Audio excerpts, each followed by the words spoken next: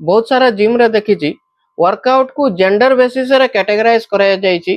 कहउचंती कि weight training होची पुओ पिला माननको पई आउ जो कार्डियो अछि सेटा झियो पिला माननको पई। आउ सेही कांसेप्टटा आज पर्यंत चली आसुची। बहुत सारा फीमेल क्लाइंट अछंती जो माने वेट ट्रेनिंग करिया पई चाहुनांती। आउ तांकर कोन प्रॉब्लम रहउची से माने कहउचंती कि वेट ट्रेनिंग करले तांकर मसल्स बनी जीव पुओ पिलांको परी। एटा गोटे मजा कथा एटी मु कहया पई चाहूची।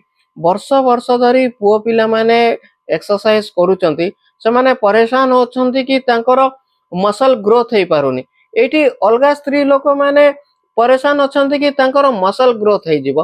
पुओ पिला मानकर मसल ग्रोथ हेबा पई जो हार्मोन दरकार जो टेस्टोस्टेरोन दरकार जहा कि स्त्री लोक मानक पाखरे बहुत लो लेवल रे थाए से माने वर्कआउट करिले तांकर मसल स्ट्रांग हेबो।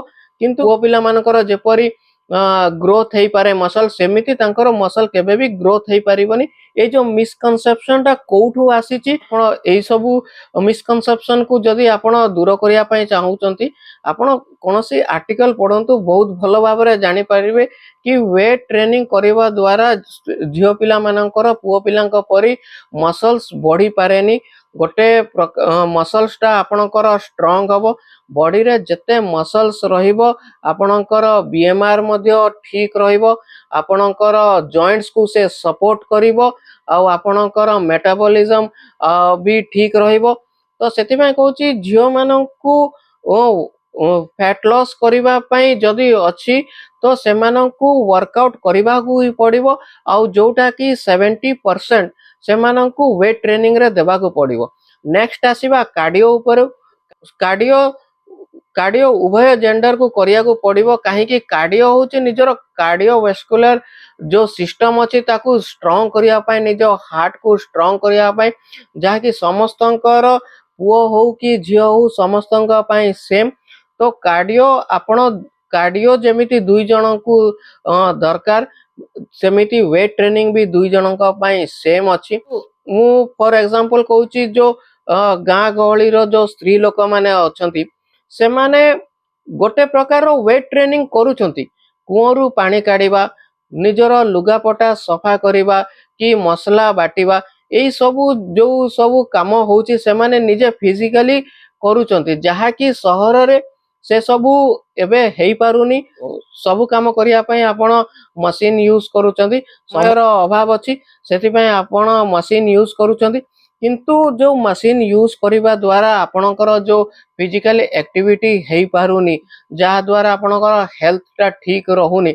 आपणकु ता पई किछि ना किछि समय बाहर करी कि आपणकु वेट ट्रेनिंग किंबा कार्डियो जहा भी आपनको करिया को पड़ियो। वेट ट्रेनिंग मीन्स आपनको बॉडी वेट ट्रेनिंग आपण करि परिबे जेमिति फ्री स्क्वाट करि परिबे किंबा पुश अप करिवे। वेट ट्रेनिंग रा मतलब खाली वेट धरि की करिया नय।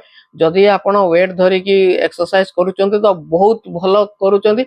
जदि आपनको समय मिलुनी तो आपण आपणकर बॉडी वेट एक्सरसाइज मध्ये घरे रही की आपण करि परिबे। जदि डाइट कथा रे आसुची जेहेतु गां गहली रे से माने फाइनेंशियली एते स्ट्रांग रहुनांती से माने आमुटु भलो खाइबा खाउचंती। सुनिबा को आश्चर्य लागिवो किंतु एटा सत। जेहेतु से माने फाइनेंशियली स्ट्रांग नाहंती से माने जो हमर टिपिकल फूड अछि जोटा हला भात हला कि डाली हला किंबा कोनोसी तरकारी हला केवल एई जिनिस खाउचंती। आ शहर रे हमें कोन करूछु जेहेतु आपण फाइनेंशियली टिके स्ट्रांग अछंती आपणकु घर खाइबा भलो लागुनी। आपण रेस्टोरेंट्स रे खाउचंती आपण जंक फूड खाउचंती पिज्जा बर्गर माने पैसा थाई कि आपण निजर हेल्थ को जे प्रकार खराब करूचंती पैसा न थाई कि गां रो लोक माने आपणटो भलो रहउचंती। कथा रे समस्ते कहउचंती कि पूर्व काल रे बहुत लोक पूर्व काल लोक बहुत स्ट्रांग रहउतले। पूर्व काल रे स्ट्रांग रहिबार रीजन अछि सेमानंकर जीविका अर्जन करिया पई से माने फिजिकल एक्टिविटी करूथले। एपरि आपणक परि कोनोसी ए समय रे जो परि मशीन रो यूज होची से परि मशीन सबु नथिला। आजिकाली आपण जो प्रकार खाइबा खाउचंदी से प्रकार टू बहुत भलो खाइबा सेतेबेले मिलुथिला। आउ जदि जंक फूड रो कथा कहउचंती से माने जंक फूड तांकर केतेबेले होतला कोनोसी पर्वपर्वाणी हबो सेही समय रे वर्ष को 3 थर 4 थर जो समय रे तांकर धान अमल हबो किबा पैसा हबो किबा पर्वपर्वाणी समय रे ही तांकर जंक फूड खाउथिले किंतु तांकर मैक्सिमम टाइम जाउथिला भलो खाइबारे भलो सोइबारे आउ भलो फिजिकली एक्टिविटी रे जहा कि आजिकली आपण टोटली करूनांती पैसा अधिक अछि आपण जंक फूड खाइबे आपण पाखरे मोबाइल अछि कोनोसी काम न थाई कि मध्य मोबाइल देखि कि निजर निद को खराब करिवे आउ समय थिले भी आपण घरे काम करिवेनी घर काम करिया पई मेड रखिबे सबुठु खराब कोन लागे जो माने जिम आसुचंती से माने आजिकली जिम जिम परी रहिलानी गोटे फैशन ट्रेंड हे गेला आसीबे टिके डांस करिवे 2-3टा सेल्फी नेबे